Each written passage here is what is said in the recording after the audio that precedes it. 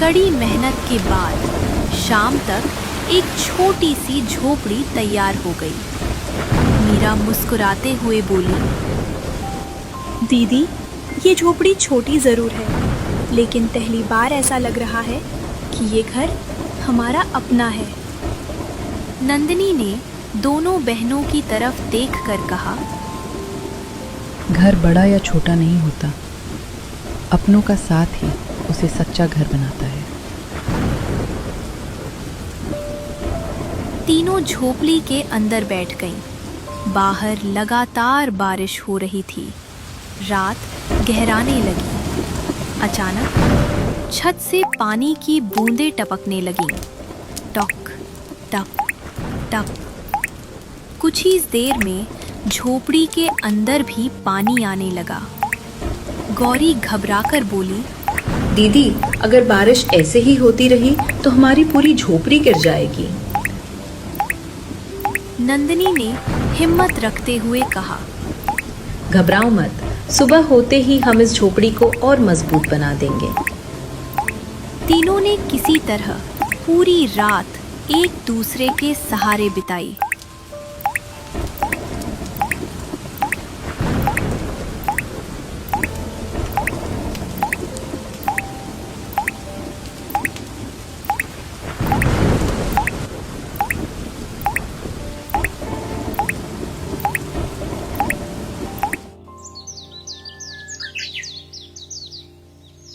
सुबह सूरज निकलते ही वे फिर काम में जुट गईं। उन्होंने छत पर मोटी मिट्टी चढ़ाई, दीवारों को मजबूत किया और चारों तरफ पानी निकलने के लिए छोटी छोटी नालियां बना दी। अब उनकी झोपड़ी पहले से कहीं ज्यादा मजबूत हो चुकी थी। लेकिन एक नई परेशानी उनका इंतजार कर रही थी। घर तो बन गया था, मगर खाने के लिए उनके पास एक दाना भी नहीं बचा था।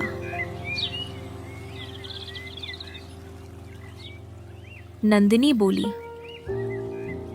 अगर आज भी हमें कोई काम नहीं मिला तो आज रात भूखे ही सोना पड़ेगा। गौरी ने सिर हिलाया और बोली, चलो दीदी, एक बार फिर गांव चलते हैं, क्या पता इस बार कोई काम मिल ही जाए। मीरा बोली, मैं यही रहकर घर संभालती हूँ, आप दोनों जल्दी लौट आना।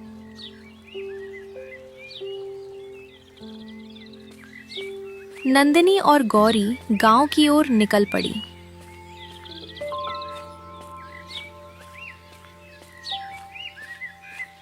वे सबसे पहले सरपंच रघुवीर के घर पहुंची। नंदिनी ने दरवाजा खटखटाया। कुछ देर बाद रघुवीर बाहर आया। उसने दोनों को देखकर ताना मारते हुए कहा,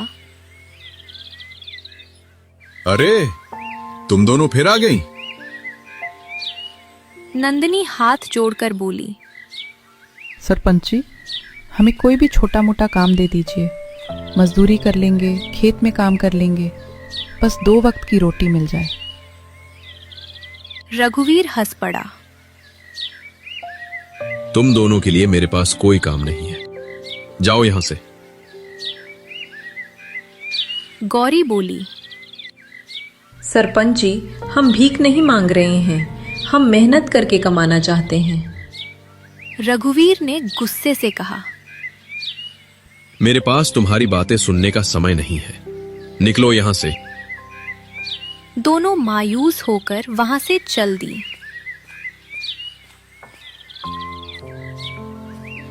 रास्ते में गांव की कुछ औरतें उन्हें देखकर आपस में बातें करने लगीं। एक औरत बोली, देखो, आ गई मनहूस बहनें। दूसरी बोली, इनके घर में कभी सुख नहीं टिक सकता। गौरी से रहा नहीं गया। वह बोली, हमने आपका क्या बिगाड़ा है? आप लोग हमें इतना बुरा क्यों कहते हैं? तभी एक बुजुर्ग औरत बोली, तुम्हें नहीं पता, तुम्हारे माँ बाप की वजह से पूरे गांव को शर्मिंदगी झेलनी पड़ी थी। यह सुनकर नंदिनी और गौरी एक दूसरे का चेहरा देखने लगीं। उन्होंने पूछा। हमारे माँ बाप ने ऐसा क्या किया था? लेकिन कोई कुछ बोले बिना वहां से चला गया।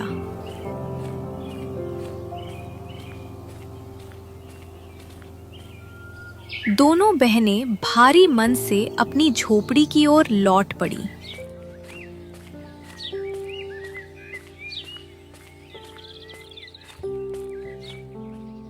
झोपड़ी पर लौटते ही मीरा ने पूछा, दीदी, क्या कहीं काम मिला? नंदिनी ने उदास होकर सिर हिला दिया।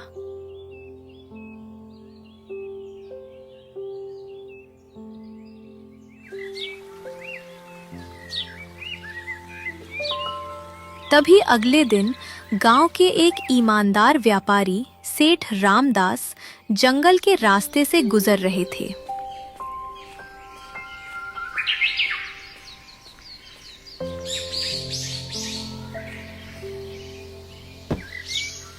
उन्होंने तीनों बहनों की मेहनत और ईमानदारी देखी।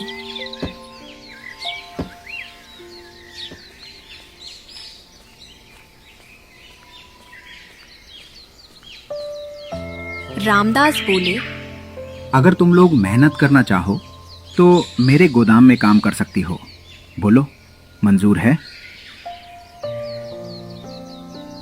तीनों ने खुशी खुशी काम शुरू कर दिया।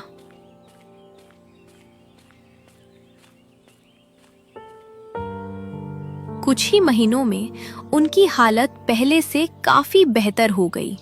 2 वक्त का खाना मिलने लगा और उनका छोटा सा घर भी धीरे धीरे मजबूत हो गया। लेकिन तभी लगातार कई दिनों तक मूसलाधार बारिश होने लगी।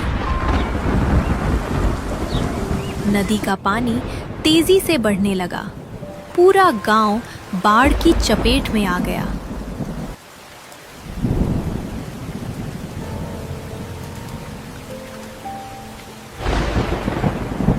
लोग अपनी जान बचाकर ऊंची जगह की तलाश करने लगे।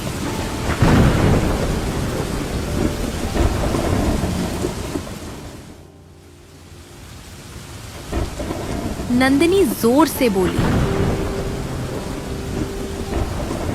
सुनिए सुनिए, जिसे भी मदद चाहिए हमारे घर की तरफ आ जाइए।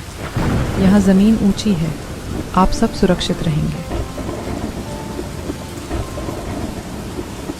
धीरे धीरे पूरा गांव उनकी झोपड़ी के पास इकट्ठा हो गया। तीनों बहनों ने अपने पास रखा सारा अनाज गांव वालों में बांट दिया।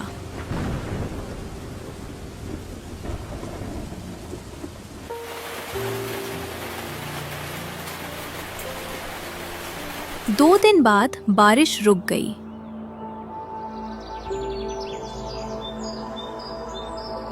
गांव वाले उनकी इंसानियत देखकर शर्मिंदा थे।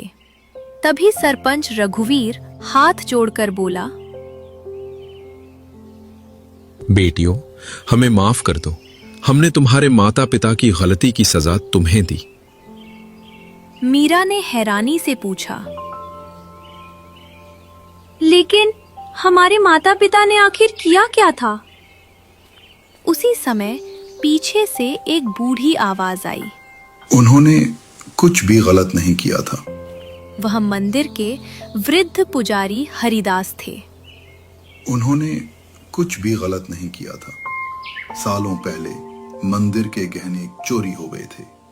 असली चोर कोई और था, लेकिन झूठा इल्जाम तुम्हारे माता पिता पर लगा दिया गया। असल चोर धनराज था। उसने मंदिर के गहने चुराकर तुम्हारे माता पिता को बदनाम कर दिया। उस दिन के बाद गांव वालों की सोच बदल गई। अब कोई भी उन तीनों बहनों को ताने नहीं देता था। सब उनका सम्मान करने लगे और तीनों बहनें नदी किनारे बने अपने छोटे से घर में मेहनत, ईमानदारी और खुशियों के साथ नई जिंदगी जीने लगी। सीख: झूठ कुछ समय के लिए जीत सकता है, लेकिन अंत में जीत हमेशा सच्चाई और ईमानदारी की ही होती है।